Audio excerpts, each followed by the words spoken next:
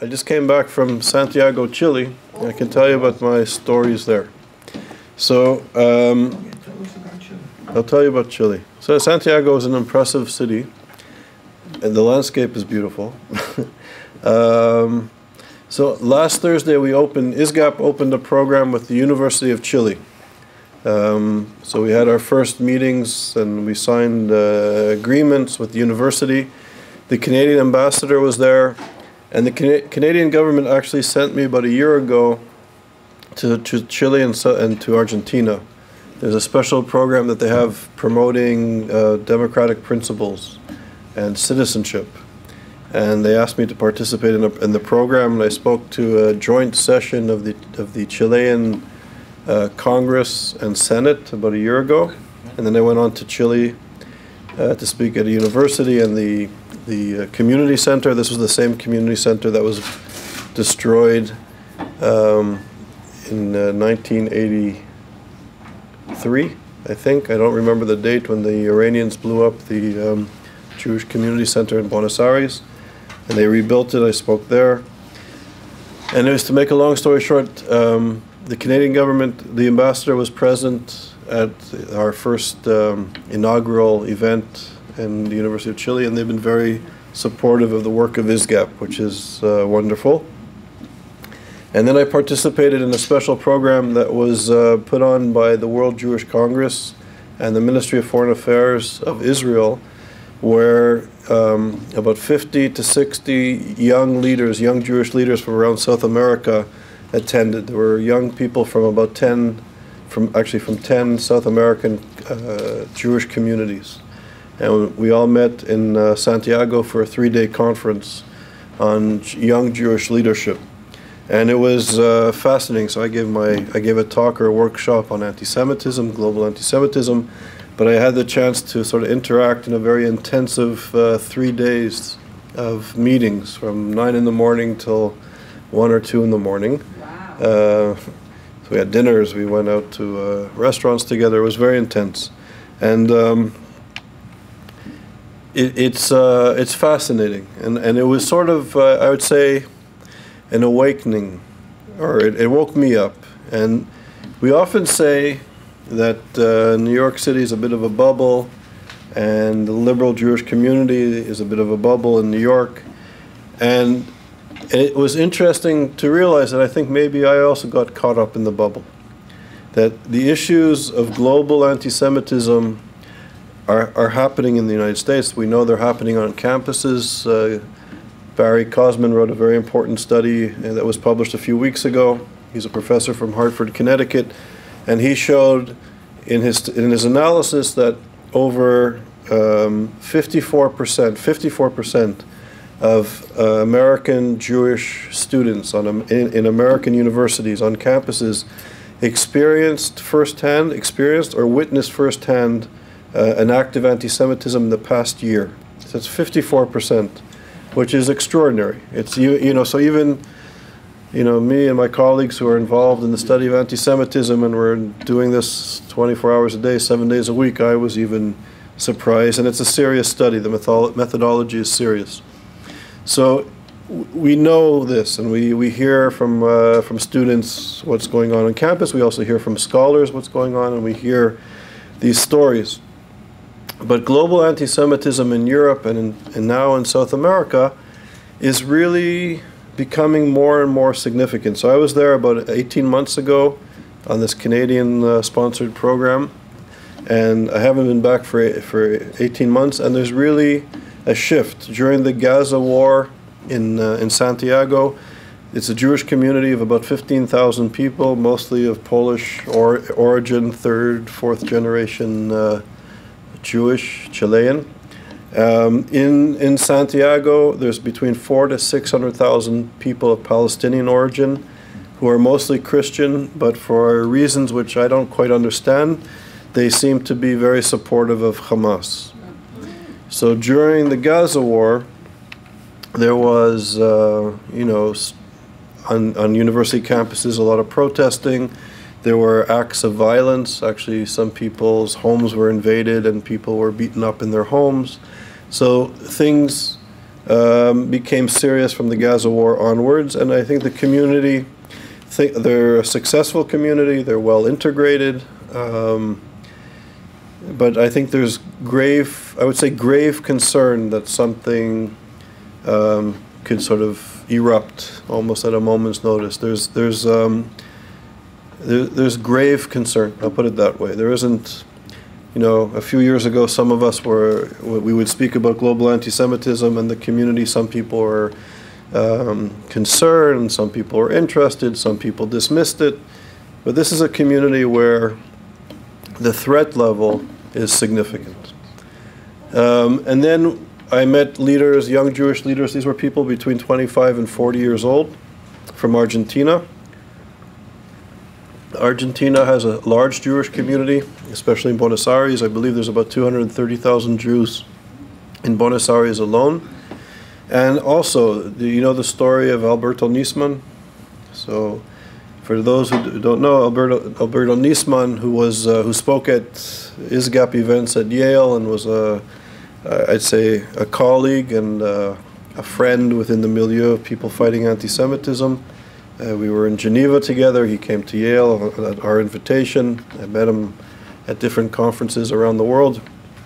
And the evening or the night or the morning before he was going to testify about the role of the Argentinian government in covering up the blowing up and the murder of people in the Jewish community, in destroying the Jewish community center. The night before he was supposed to present his prosecution against the government for covering up this scandal, he was murdered.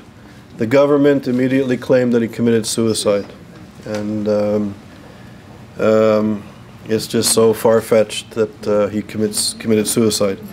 So he's become a symbol of government corruption and sort of the times harking back to a period of violence and extremism in Argentina. And he, who is a Jewish, leading Jewish figure, has sort of become the lightning rod of all the issues in Argentinian society, from the right, from the left. Some of the anti-Semites are becoming more active. There's been increased indications of anti-Semitism, of desecrations, of graffiti. And the Jewish community, I think, from what I understand, and I'm not an expert in Argentinian politics or society or the Jewish community by any means, but it's a community that is also gravely concerned about the situation. So, and there's, there's a history of violence in the political culture in Argentina, and I think people in general are worried about the level of violence that could potentially happen in general, given the scandals and the corruption and the politics. But there's also, I think, a heightened awareness in the Jewish community of what may lie ahead. And then, you sort of hear from smaller communities, from Uruguay, from Paraguay, from Peru, from Central America, Costa Rica, Panama, where I think global anti-Semitism, I think Argentina and Chile may be the two hot issues, but there's a general concern about the perception of Jews in South America by the community. The situation in Venezuela is also, it's calm. There were several people from Venezuela who were there, but this is a community that about 10 years ago had, I think, about 30,000 people, and they're down to about 5,000 people, where, there's different kinds of anti-Semitism. I guess in the world there's different, we say there's anti-Semitisms, there's kind of religious bigotry, there could be racist anti-Semitism, there's the demonization of Israel and Jewish peoplehood. And I think, in a sense, many of the Venezuelans would say that Venezuela is not a traditionally anti-Semitic country, which I found interesting because it was a heavily Catholic society. And coming from Quebec, I originally come from Quebec, and I know living in a Catholic society, there's all sorts of tropes and histories. But they were adamant in saying that Venezuela was very much open to immigration, and it's not an anti-Semitic country. But just more recently under Chavez and the current communist regime, that there's sort of an anti-Semitism which is focused more on issues of Israel and Zionism, and they sort of feel it, but everybody was saying it's more political and it's not deep in the society, which I found interesting and surprising, because from the outside, given the legacy of the church, plus this contemporary sort of communist, anti-Zionist, anti-imperialist worldview, you would imagine that it was more, that the anti-Semitism is deeper. But people from Venezuela who know claim that it's not, and that in fact that there's interest. There was a lot of interest throughout South America when we opened the program the day before this conference. There's a lot of interest in South America for ISGAP to create programs potentially throughout Latin America. So we're hoping to do more programming at good universities there. So it was fascinating. So we're living in a time where I think young leaders are coming of age where perhaps for the first time in several generations they have to confront very serious issues, that these are not abstract issues. This is not just an academic issue where we discuss theory and philosophy or the histories of some community in some medieval moment in time where we get to, dissect a moment in the past, that this is happening in real time. And many communities in South America, and we know in Europe, are trying to grapple with this emerging crisis.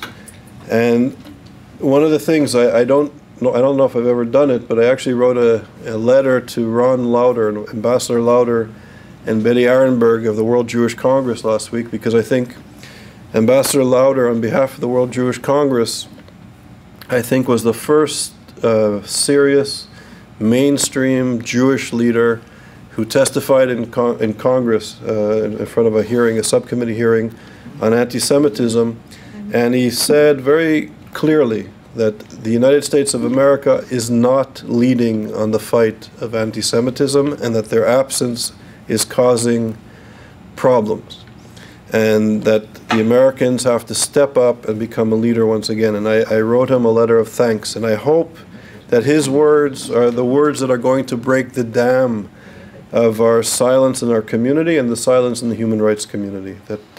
And I thank the World Jewish Congress for taking an unequivocal, clear stand, not hysterical, not right-wing, just a serious statement that the United States must be once again the leader on human rights and the leader on the fight against bigotry, including anti-Semitism. And for decades, the United States was a leader, if not the leader, when it came to human rights and standing up for democratic principles.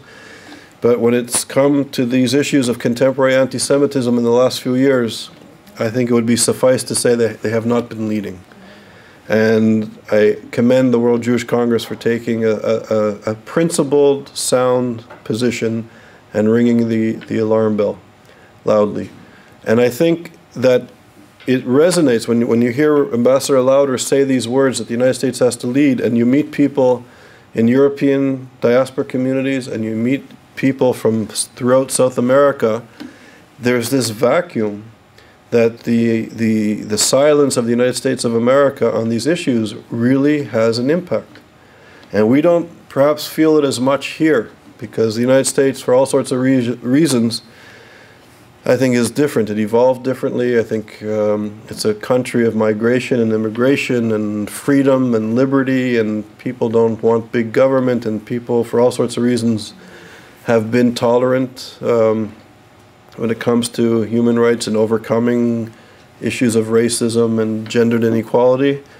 And I think that there's more leeway here, potentially, to be open. But when the government of the United States is largely silent, and some critics, including myself, will say that I've actually, through their policy of engaging radical Islamists like the Muslim Brotherhood and like the Iranian revolutionary regime, and remaining silent on anti-Semitism, that it's having an impact globally.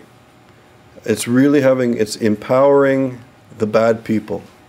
And when you meet young people from communities that are not as protected and don't live in societies with as much freedoms that are guaranteed as here in the United States, it drives home the fact that we're living in a moment globally where, if left unchecked, anti-Semitism is not just a threat to the Jewish communities, but it's a threat to democratic principles and economic and political and social stability throughout the world. And so, coming back, I think those of us who are dealing with anti-Semitism, ISGAP in the academy and other organizations throughout the world who care about anti-Semitism and care about human rights and the rights of minorities, our voices need to be heard loud and clear, from our community to policymakers to intellectuals to the media. And I think that these times are very serious internationally. So if I'm going to bring home one message from my very special trip to South America, this is it, that this is not just an American issue. We're all interconnected now. It's an international issue. It's a global issue. And what happens here is really felt throughout the world. And there are communities that are not as protected and not as living in stable societies as we do. And these reverberations of radical political Islam and the silence of people in the democratic center really has implications. And hopefully, as soon as possible, those of us who care about human rights, those of us who care about liberal democratic values, that we make our voices heard here and we allow our voices to be heard internationally. That these are very serious times. So I'd be happy to have, conversation, questions.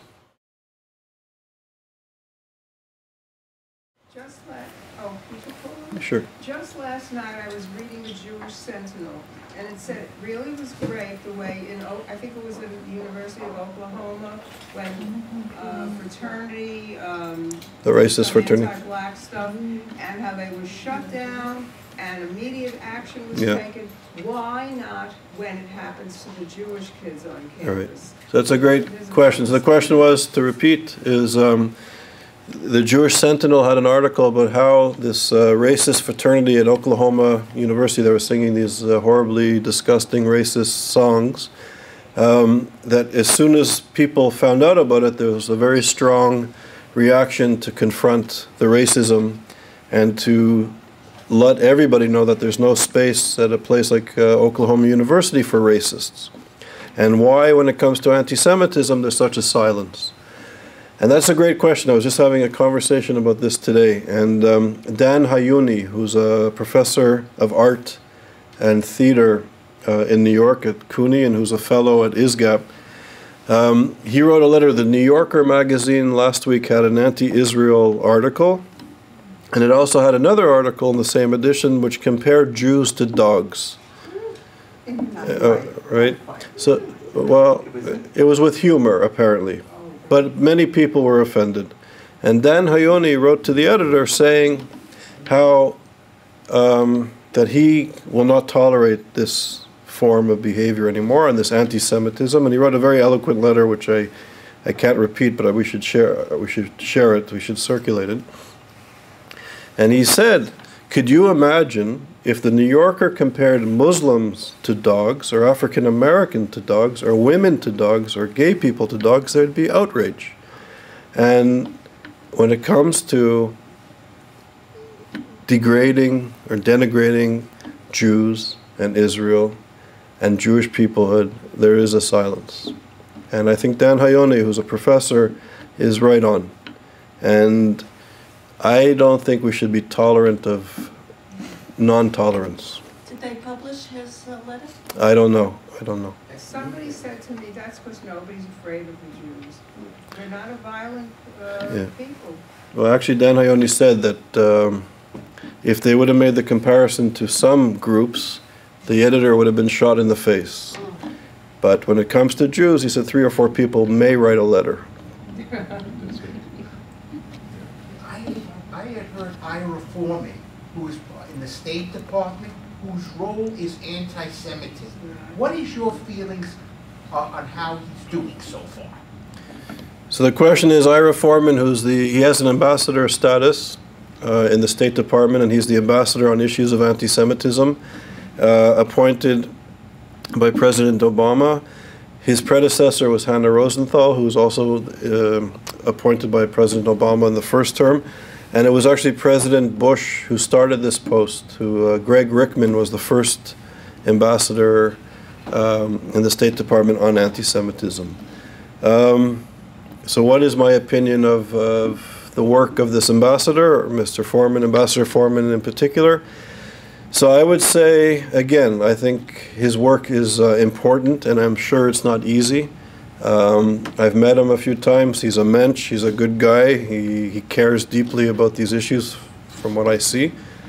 But I happen to agree deeply with Ambassador Lauder that the United States must speak out very clear and very loud on these issues. And I think Ambassador Lauder said what was obvious to many people when the attacks happened in Paris, and the Attorney General Holder was in Paris on the morning of the demonstration in which more than 1 million people came together, and every leader of the world, almost every country of the democratic world and beyond, was represented. There was not representation from the American government, from the U.S. government, and I think that was it's a travesty. And I also know for a fact that even the ambassador of the United States to France was also disturbed by the lack of participation of leadership from the government. So, so I agree with Ambassador Lauder that the United States has to take a strong role.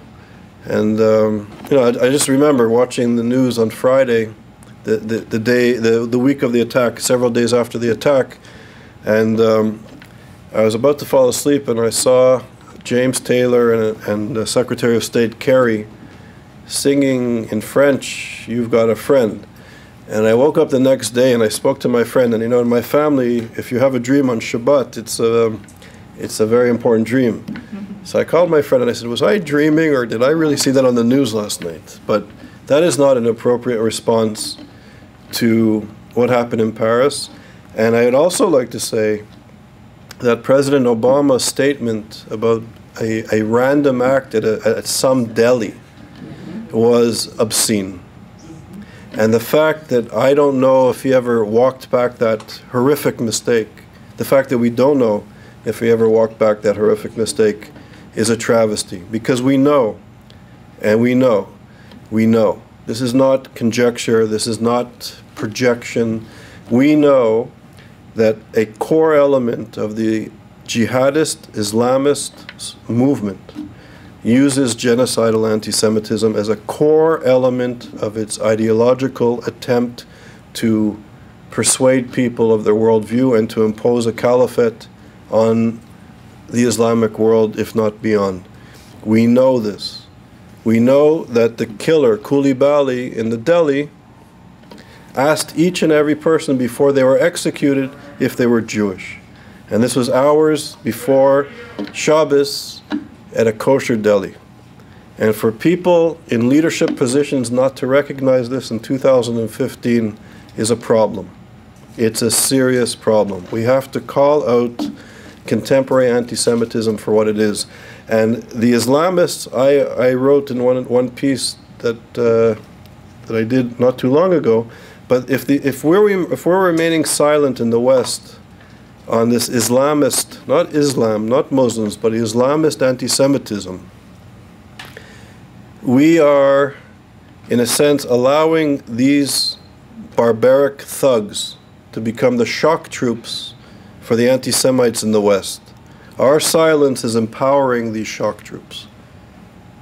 We must speak out, because while they talk about the Jews and Israel and the Zionists, they're killing gay people, they're killing Christians, they're killing Yazdis, they're subjugating women. Girls who want to become literate are becoming the enemy of this reactionary social movement, are being killed in their schools for wanting to learn to read. And if we are liberals, and if we believe in equality under one legal system, if we believe that women have the right to read, if we believe that women are not the property of the men of their family, basic, good, civil right, liberal values, then what have we come to? So this is not just a Jewish problem. This is a problem of people who care about protecting and promoting democratic values.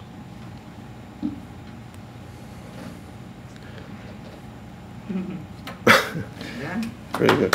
All right. Now the whiskey is in the back. No, I'm kidding. There's coffee. Does anybody have other questions or comments? What's the best way to do this? America, I mean, how do they do this?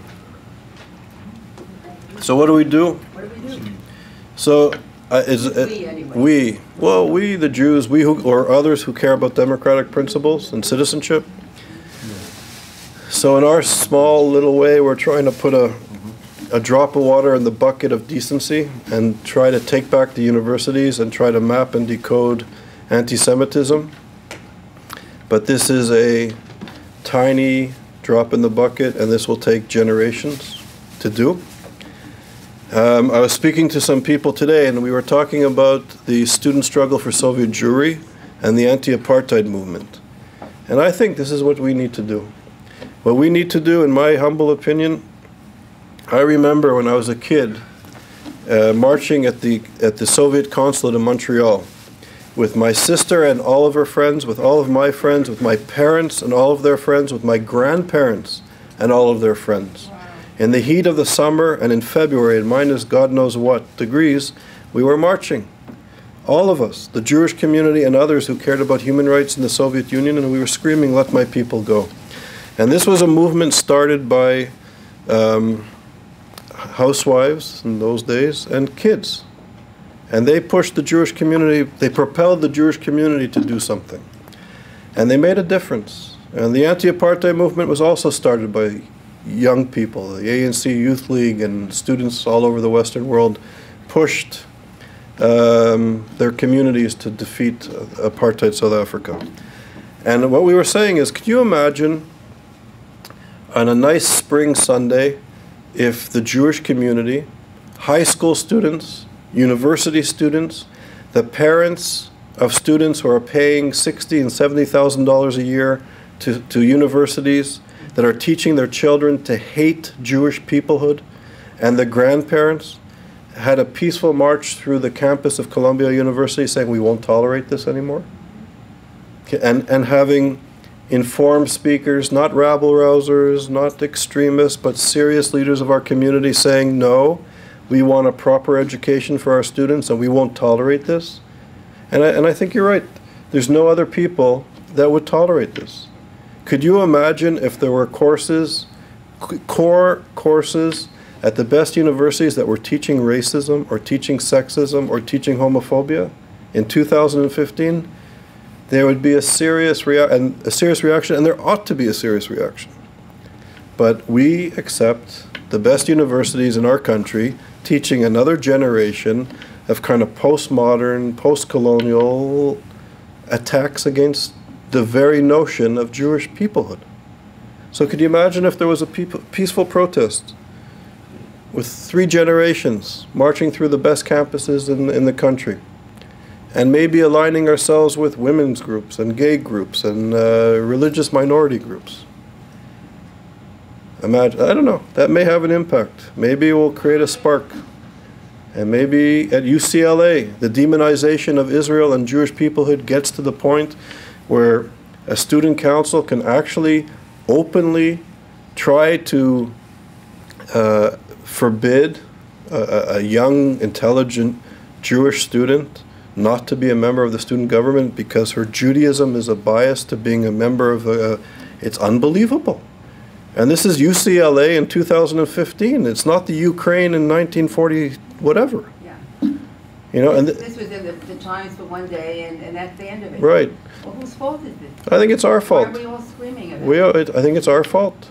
It is? And imagine if a peaceful march through UCLA's beautiful campus of high school students that are going to be the future students, and young Jewish students who are there as students now, and graduates and alumni and the parents who are paying the tuition and the grandparents, I think that would be wonderful. The Soviet Union was a common enemy of the American people. As opposed to here, when you take your march, it won't be a peaceful march. There'll be a march much bigger going against your march. So it's not just, unfortunately, it's not comparable. Well, you know, I don't know if there would be a bigger march. We don't know. We don't know that for sure. But I agree with you that the challenge, it's easy for us here to complain about problems way over there. But the anti-apartheid movement is easy for people in Canada and the United States because it's not in our backyard. It's far away. And maybe it was easier for us to condemn the evils of the Soviet Union because it was anti-democratic and it was, you know, at war basically against the West and the United States. So for American human rights activists and American Jews to condemn that at some level, it was relatively easy compared to fighting and combating anti-Semitism in our own society, in our own universities, in our own media of record, and among our own policymakers. It's a great challenge, but I think that we can learn from Jewish history and we can learn from the history of the United States that when people peacefully protest against injustice, there's a great legacy in this country of being fair.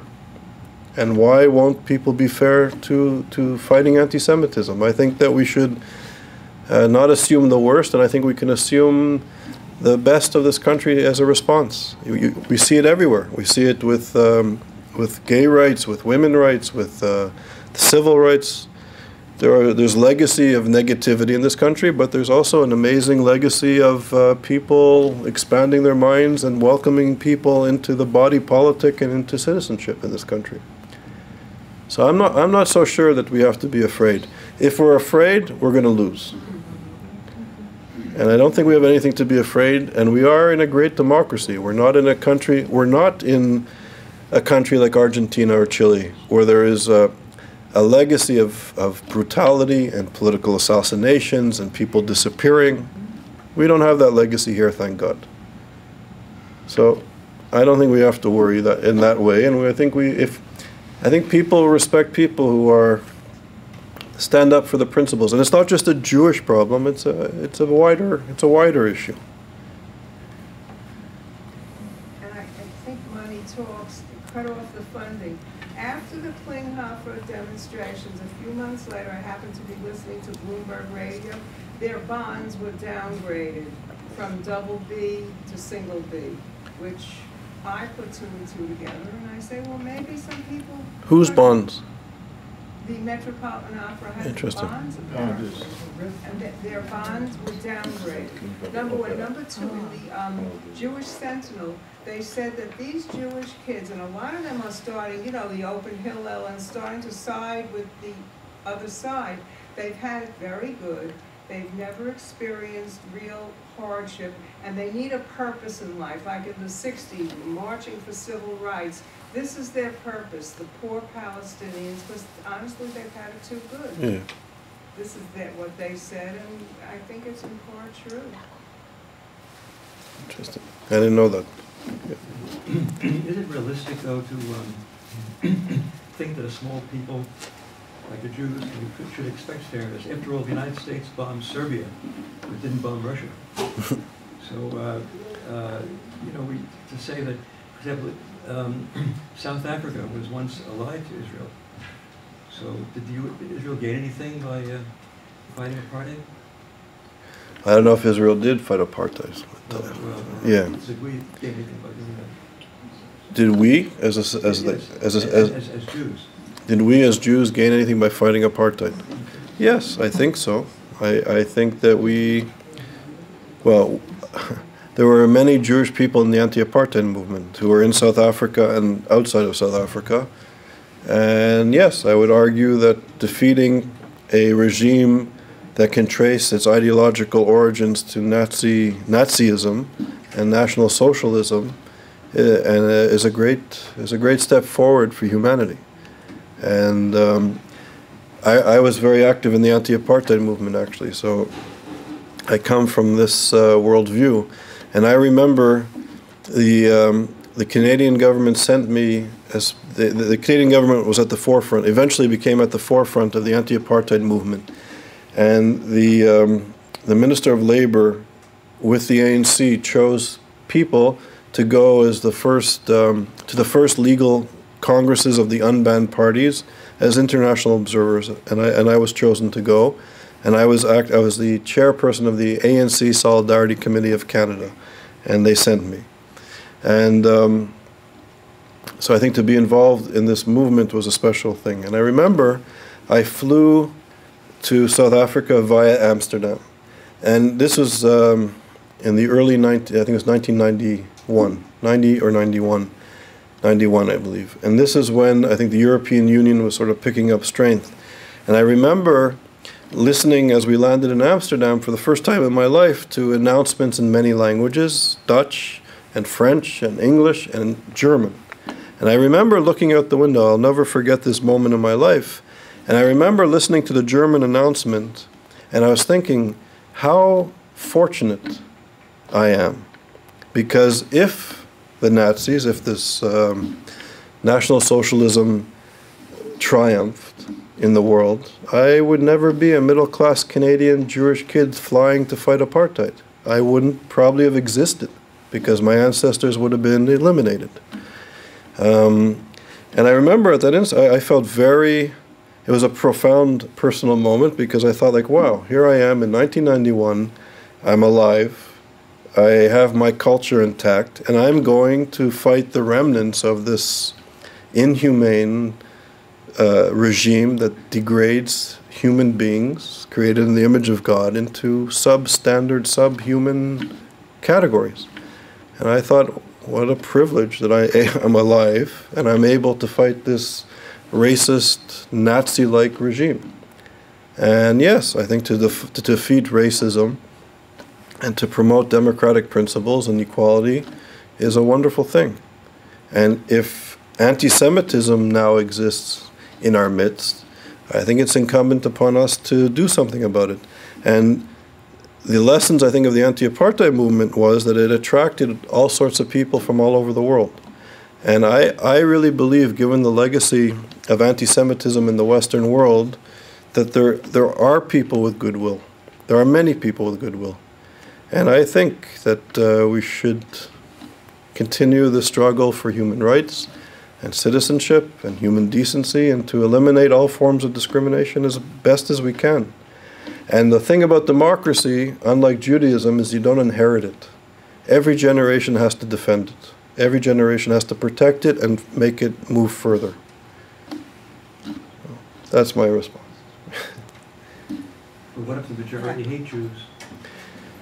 If the majority hate Jews, well, I think it was Martin Luther King who said that, I don't remember the exact quote, but some people were critical of him because people like Stokely Carmichael and Malcolm X were critical that Martin Luther King was really, it was about including African Americans into to become citizens of the larger society, to integrate and not to have discrimination against them in all facets of life. And some people were saying that the civil rights movement was really not going to be effective. And I remember Martin Luther King had this amazing quote. I'm not going to be as eloquent, but he said something to the effect that if people hate me, that's bad. But if they are legally obligated not to lynch me, that's good. Right? So at least the law was going to defend African Americans as citizens, and lynching would be punished. So they still may hate them, which is a bad thing, but the laws were going to protect them. So I think laws protect us, and laws defend the principles of democratic America. And then we have to push the laws and the infrastructure which protects all citizens. Civil rights legislation also protects Jews. And they protect them at universities that are subsidized legal entities that receive state funding, government funding. And to receive government funding in this country, you cannot discriminate. So if Middle East Studies departments and other departments are discriminating against Jews or people of certain national origin, that's against the law in this country. Right? And there are people working to use the protections of this great democracy to defend all people, including Jews.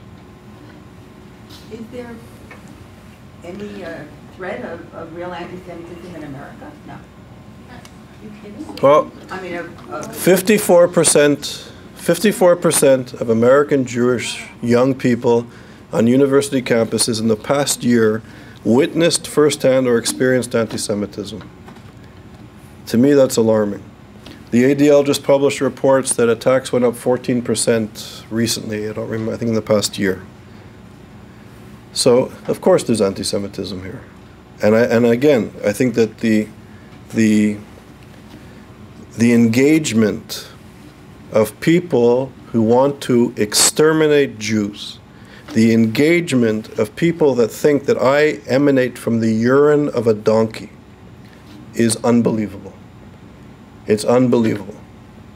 And it should not, we should not tolerate that.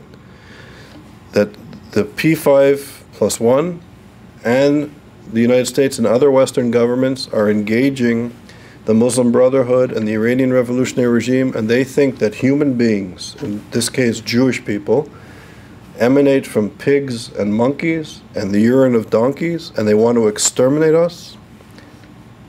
That should give us pause.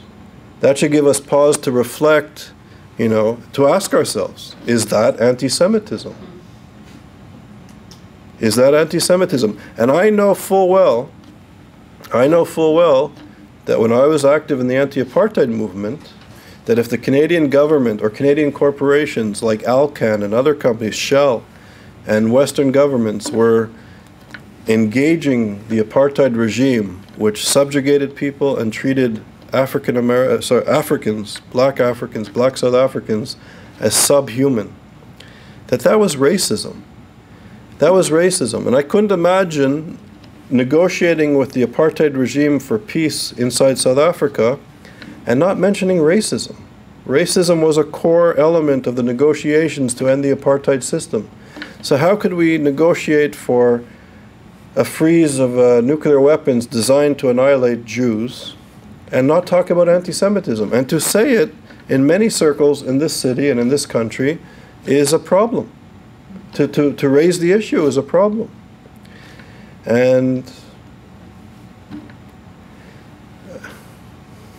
I think we have to ask ourselves, what is anti-Semitism today?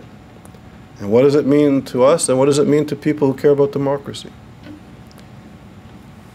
Trevor Noah, who's going to take over Jon Stewart's program, is a South African, and he said he's on record as saying many anti-Semitic things, such as it's impossible to think of Israel and peace, the two don't go together. But he's on record on many occasions as saying anti-Semitic things, which he's not being considered. He is the next person. And millions of people look at him for news. They think he, Jon Stewart that is the news of the day. And they don't know that it's faux news and that it's mockery and snark. And this is happening right now. And Jon Stewart, God knows, is bad enough. Yeah, yes, exactly. But at least he's Jewish. This guy isn't even Jewish, and he's not mistaken. All right, Gunther. Thanks.